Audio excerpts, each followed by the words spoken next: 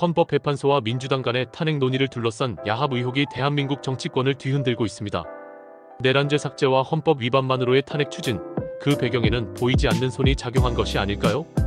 헌재와 민주당의 내통 의혹, 과연 진실은 무엇인지 지금부터 파헤쳐보겠습니다. 최근 대한민국 정치권에서 논란이 되고 있는 내란죄 삭제와 탄핵 문제가 이슈가 되고 있습니다. 이 문제는 법률적, 정치적 쟁점을 포함하고 있어 매우 중요한 사안입니다. 먼저 윤석열 대통령 탄핵 소추 과정에서 형법상의 내란죄 처리가 중요한 논점이 되고 있습니다.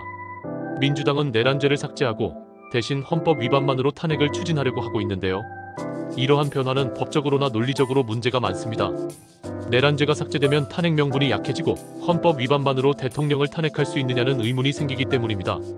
더 심각한 것은 이것을 헌법재판소가 권유했다는 논란입니다.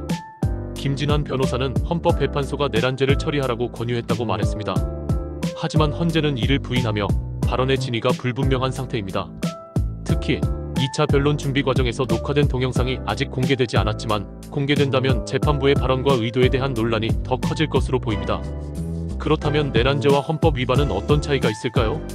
형법상의 내란죄는 구체적인 증거와 법적 입증이 필요합니다. 반면 헌법 위반은 상대적으로 더 포괄적이지만 형법적 범죄를 제외한 채 헌법 위반만으로 탄핵을 추진하는 것은 법적 정당성이 약화될 가능성이 있습니다. 쉽게 말해 내란죄 없이 내란 행위를 주장할 수 없다는 것입니다. 마치 살인 행위를 주장하면서 살인죄를 적용하지 않는 것과 같은 논리적 모순이 발생합니다. 여기서 또 다른 쟁점은 정치적 의혹입니다. 헌법재판소와 국회, 민주당 간의 내통이 있었던 것이 아니냐는 의혹이 제기되었습니다. 특히 형법상의 내란죄를 삭제하고 헌법 위반으로 간단히 탄핵을 진행하려는 시도는 증거, 수집과 입증의 어려움을 피하려는 정치적 계산으로 해석될 수 있습니다. 이제 우리에게 남은 과제는 명확합니다.